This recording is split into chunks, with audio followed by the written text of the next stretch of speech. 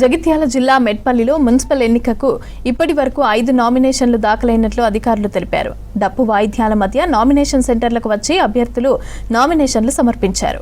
Ward అభివృద్ధి లక్ష్యంగా అదేవిధంగా గెలుస్తామనే నమ్మకంతో నామినేషన్లు వేసినట్లుగా అభ్యర్థులు తెలిపారు.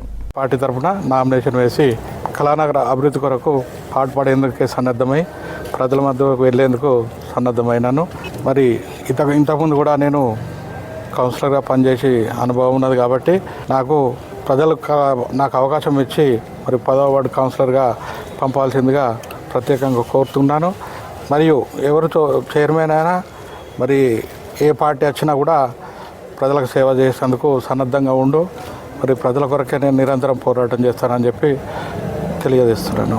భారతీయ జనతా పార్టీ తరఫున 14వ అభ్యర్థిగా నేను కౌన్సిలర్గా పోటీ చేస్తున్నాను. ఈరోజు నామినేషన్లు వేయడం జరిగింది. దానికి సంబంధించి 2 సెట్లు వేసినాం. మేము బీజేపీ చేసే అభివృద్ధి పథకాలని ప్రజల్లోకి తీసుకెళ్లి విజయం